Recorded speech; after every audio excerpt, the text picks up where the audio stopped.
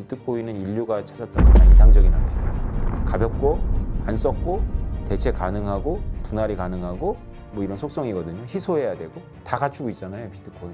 이게 현실의 물질은 갖추기가 어려워요. 언제든지 현금화 가능하고 분할도 가능하니까 금이나 부동산보다 훨씬 더 우월하죠. 그런 면에서. 본인이 공부해왔던 그 확률론하고 맞춰봤더니 이게 0원으로 수렴할 수밖에 없는 거예요. 그래서 현실이 뭐건 간에 0원으로 간다라고 이제 지식인다운 태도를 보인 거죠. 현실은 안 갈 것 같잖아요, 여기 0원으로. 갈 것 같아요, 0원으로? 안 갈 것 같잖아요, 현실은. 그 반대로 저는 이론이 그러니까 50만 원일 때도 1억 간다라고 주장하는 거예요. 세상에 대해서 아무 일도 안 한다라고 얘기를 하는데 비트코인은 엄청나게 많은 일을 합니다. 그래서 더 그레이트 비트코인.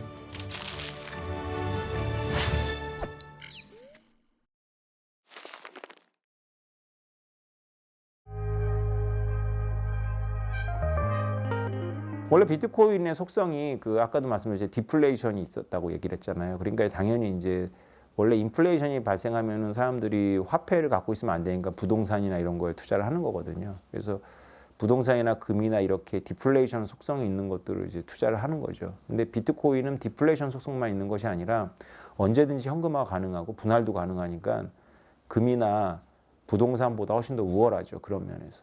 그걸 이제 사람들이 인정을 안 하면 스캠으로 보는데 인정을 하고 나면 더 우월하다는 걸 깨닫게 돼요.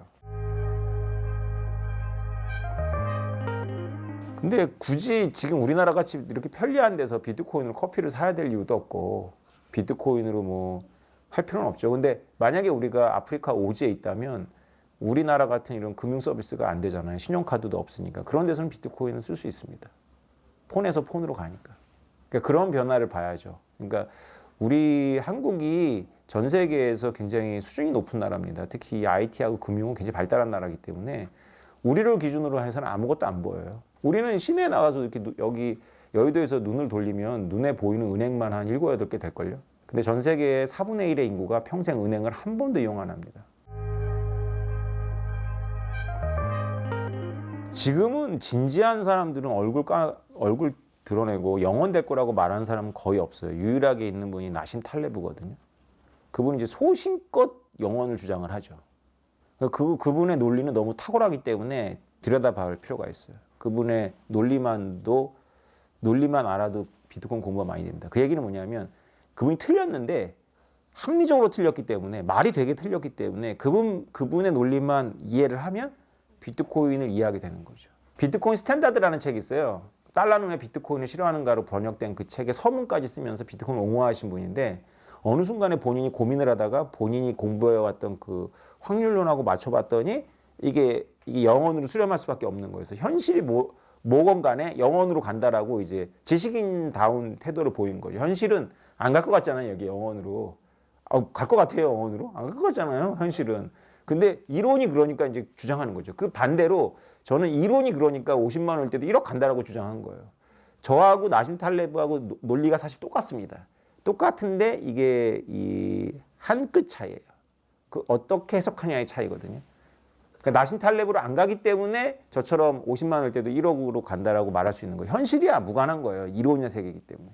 그러니까 나심 탈레브는 존경할 만한 분이죠. 현실과 무관하게 용기 있게 영어 간다고 얘기를 하는 거죠. 쪼리면 뭐냐면 비트코인은 아무 기능이 없기 때문에 외부의 에너지를 투입해야지만 유지가 되는 시스템인 거예요. 비트코인은 채굴을 하는데 비트코인 내부에서 쓰는 게 아니라 외부에 전기를 갖다 쓰거든요. 근데 비트코인은 세상에 대해서 아무 일도 안 한단 말이에요. 세상에 대해서 아무 일도 안 하는데 세상부터 뭔가 지원을 계속 받는 것이 가능했던 거는 사람들이 가격이 오른다라는 그 막연한 기대감 때문인데 가격이 더 이상 오를 수 없다라는 걸 깨닫는 순간 아무 소용이 없고 외부로부터 에너지를 써야 되니까 그 외부로부터 에너지를 가져올 만큼 생산을 못하니까 점점 줄어들다가 가격이 멈춰 있는 것도 아니고 줄어들 걸 전망하면 그걸 깨닫는 순간 다 던진다는 거죠. 뭐가 틀렸냐? 비트코인은 아무 일도 하지 않는 게 아니라는 거죠. 이분의 생각에는 비트코인이 전기만 쓰고 세상에 대해서 아무 일도 안 한다라고 얘기를 하는데 비트코인은 엄청나게 많은 일을 합니다. 그래서 더 그레이트 비트코인인 거죠. 비트코인은 아무 기능이 없어도 돼요. 아무 기능이 없어도 비트코인이 이미 가격을 가지고 존재한다는 것만으로도 전기 산업을 효율화합니다. 이게 만약에 국가기관이 아니라 전기업자들이 진짜 순수하게 이윤을 추구하는 업자들이라고 가정을 해보죠. 전 세계에 있는 전기업자들이 이들 사이에서는 어떤 도구가 필요하냐면 내가 전기가 남을 때 네가 써. 그리고 네가 전기가 남을 때 내가 쓸게 라는 게 필요한 거예요. 왜냐하면 돌아가면서 피크타임이 돌아가잖아요. 예를 들어서 피크타임이 여름에 같은 경우에 집에 온 가족이 모여있는 6시부터 9시라고 치죠. 에어컨 다 틀어야 된단 말이에요. 그때 6시부터 9시라는 시간대는 위도상 다 돌아가잖아요. 그러니까 우리가 전기가 남을 때는 저기가 부족할 거고 저기가 남을 때는 내가 부족하잖아요. 그럼 주고 받으면 되잖아요. 근데 전기의 속성이 뭐냐면 무겁고 멀리 못 가요. 제가 이렇게 말하니까 충격받죠. 전기가 뭐가 무거워 그러는데 발전 산업의 관점에서는 전기처럼 무거운 게 없어요. 액화 연료보다 훨씬 무겁습니다. 그래서 어떤 시스템을 만들고 싶죠. 만약에 이것을 내가 과잉된 전기를 가치물로 바꿨다가 내가 전기가 부족할 때는 이 가치물을 팔아서 전기를 살 수 있다면 그게 비트코인이거든요. 비트코인이 똑같습니다. 테슬라의 전기차도 그 역할을 조금 해요. 왜냐하면 전기차를 러시아워에 피크타임 때 충전하진 않을 거 아니에요. 새벽에 공장 안 돌아가고 사람들 잘 때 충전하잖아요. 그러니까 전기는 남아요. 사람들이 전기가 남는다는 걸 인정 안 해서 그런 거예요. 전기 엄청나게 남습니다. 비트코인은 지금 송수금이 안 쓰더라도 이게 가치를 갖고 있으면 전기 사업을 엄청나게 효율화합니다. 그걸 제가 이제 저의 언어로 바꾸면 전기를 금융화하는 도구죠. 전기의 금융화 도구. 이거 깨달은 사람이 꽤 많습니다. 엑스모빌 같은 회사가 깨달았어요, 이거를. 석유를 캐내기 전에 가스를 태우거든요. 그걸 가스 플레어라 그래요. 근데 가스 플레어를 에너지로 못 바꾸잖아요. 왜냐하면 거기 옆에 가정집이 있거나 거기 옆에 공장이 있는 게 아니잖아요. 그냥 태워버려요. 그럼 메탄가스가 나오거든요. 그거는 60배까지 높아요. 지구 온실 효과가 CO2보다. 그거를 태우면 CO2하고 물로 바꿔줘요. 그거를 그래 잘 태우면 돼요. 그래서 그걸로 채굴을 해요. 비트코인 채굴을. 그래서 비트코인 벌고 온실 효과 낮추고 못 믿겠으면 기사를 찾아보세요. 이미 오래됐어요. 2년 전. 사람들이 이게 전기 산업이라는 특징을 잘 몰라서요. 전기가 일단 남는 이유는 전기 수요가 일정하지 않아서 그래요. 우리가 피크타임 때만 사용하잖아요. 계절적으로도 피크 계절이 있어요. 한여름하고 한겨울. 텍사스가 대표적인데요. 텍사스가 엄청나게 자원이 많은데 사람들이 그 넓은 자원에 다 흩어져 사는 게 아니라 도시에 모여 살거든요. 그래서 텍사스 도시는 전기가 부족해요. 특히 여름에 그 에어컨하고 겨울에 한파 때. 특히 겨울 한파 때는 준비가 안 돼서 많이 얼어 죽어요. 텍사스에서. 그래서 다 같이 필요할 때 다 같이 필요하니까. 그래서 채굴업자들이 텍사스에 엄청나게 많이 갔습니다. 그래서 채굴업자들이 텍사스 주정부하고 협약이 되어 있어요. 평소 때는 우리가 전기 사줄게. 니네가 전기가 필요하면 우리가 전기를 끌게. 그 대신 보조금 줘. 해가지고 엄청나게 보조금을 주면서 채굴자들을 유치했죠. 그 다음부터 이 문제가 없어졌어요. 텍사스에. 이렇게 말씀드리면 좀 미친 거라고 생각하겠지만 10년 전에 제가 제 주변 지인들한테 얘기한 게 바로 비트코인은 인류가 찾았던 가장 이상적인 화폐다. 근데 그것은 좀 새겨서 들어주셔야 돼요. 그러니까 인류가 찾았던 이상적인 화폐는 뭐냐면 가볍고 안 썩고 대체 가능하고 분할이 가능하고 뭐 이런 속성이거든요. 희소해야 되고 다 갖추고 있잖아요. 비트코인은. 이게 현실의 물질은 갖추기가 어려워요. 근데 그 물질이 화폐적 속성을 이상적으로 갖춘다 그래가지고 그것이 화폐적으로 이상적으로 기능한 거냐는 다른 문제예요. 화폐가 이상적으로 기능하려면 세 가지를 해야 됩니다. 교환의 수단이 돼야 되고요. 가치를 저장해야 되고 그다음에 회계 장부의 그 기준이 돼야 돼요.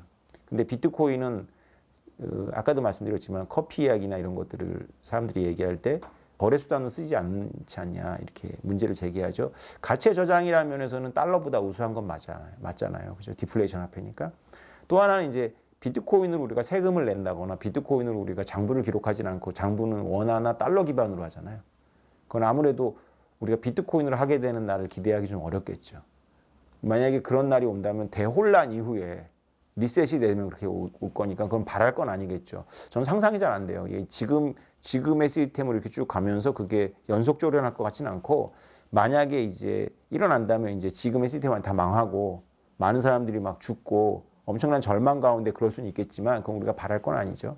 미국이 망한다는 거는 지금 우리의 금융, 무역, 국제 시스템이 망한다는 이야기랑 똑같은 거니까 그래서 그렇게 생각하시기보다는 현실적으로 생각하시면 좋을 것 같아요. 현실적인 건 뭐냐면 우리가 사용하고 있는 원화나 달러가 사용하는데 비트코인이 어떤 보조적인 역할을 하는 거고 그 보조적인 역할이 어떤 나라에서는 중요하냐면 지금 아르헨티나라든가 아프리카라든가 이런 데서는 매우 중요한 거죠. 왜냐하면 거기는 우리가 무역을 하려고 달러를 보내면 국가에서 달러를 안 주고 그 나라 화폐를 주니까 수출업자 입장에서는 의미가 없어요.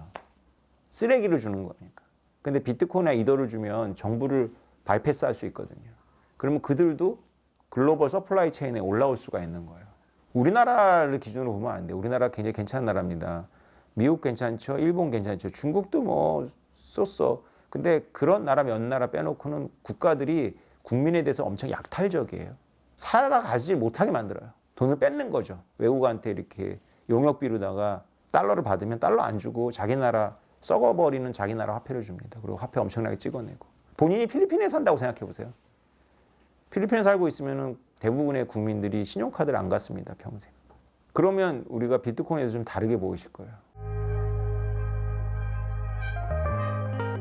제가 이제 요새 이런 질문을 받으면 늦었다고 말씀드립니다. 그런데 이렇게 생각해 보셔야 돼요. 우리가 이메일을 쓴 게 1994년도부터 막 썼거든요. 우리는 이메일 쓰기 바빴죠. 근데 인터넷이라는 거대한 산업이 일어나고 있었어요. 2000년도에는 완전히 난리가 났죠. 전 세계가. 인터넷 붐으로. 그리고 꺼졌습니다. 그리고 끝났나요, 인터넷이? 그때 구글의 존재감도 없었고요. 페이스북은 아예 만들어지지도 않았어요. 붕괴되고 나서 나온 게 페이스북이거든요. 그러니까 본격적인 인터넷 시대는 그 다음에 오는 거죠. 지금 제 예상, 제 느낌으로는 지금 1995년이나 6년도의 인터넷은 아닌 것 같아요. 그건 뭐 3년 전쯤인 것 같아요. 지금은 2000년도의 인터넷이지 않을까. 이번 불장이 아마 그런 의미일 것 같아요. 제 느낌에는. 그래서 투자를 하신다면 신중하셔야 될 거예요. 그런다고 이 시대가 안 오냐? 옵니다. 그러니까 공부가 더 중요한 것 같아요.